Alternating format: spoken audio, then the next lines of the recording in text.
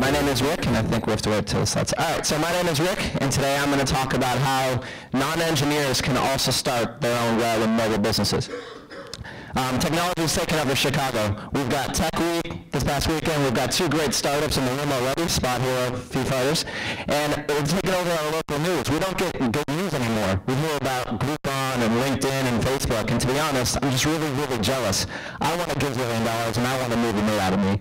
But we can do that, and I really think we can. And it starts with a couple of things. One, Chicago has a bunch of badass entrepreneurs already.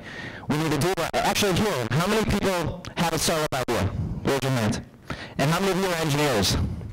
Exactly. That's the biggest problem. We don't know how to hack, and we're never going to know how to hack. And unfortunately, we don't have roommates who know how to hack either.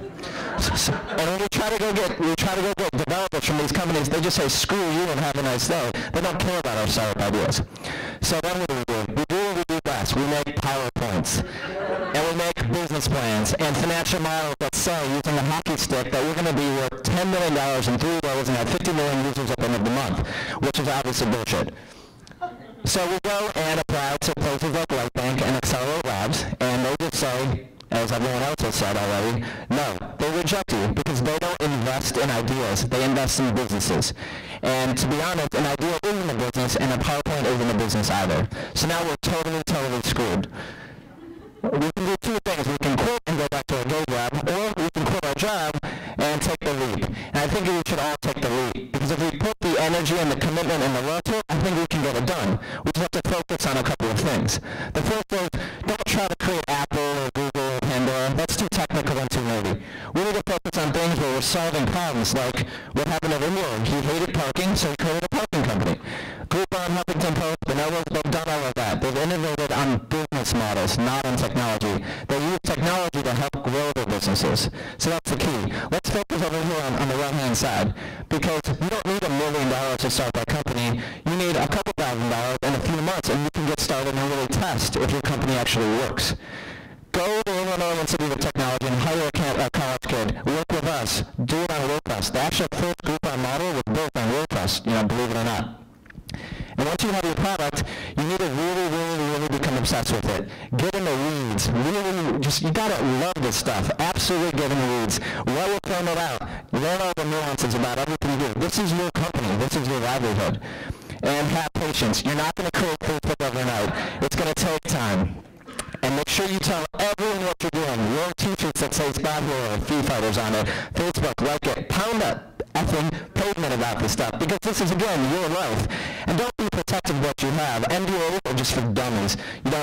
This is your idea. Tell everyone, because what you do is you take your fans and you take your followers and you convert them into users, and you get analytics. And the cool part about that is that that's business proof. You have real people doing real things on your website. And you know what happens then? People get excited, including CTOs. And you can go finally hire that badass engineer who you couldn't get before and probably flipped you off, and now they're working for your company because you have a really cool concept. So when you step back and look at everything we've done, in the last 4 minutes, we've come up with an idea, created a company, got users, created buzz, and hired a technologist. We've created your own website. So congratulations, we're all now entrepreneurs.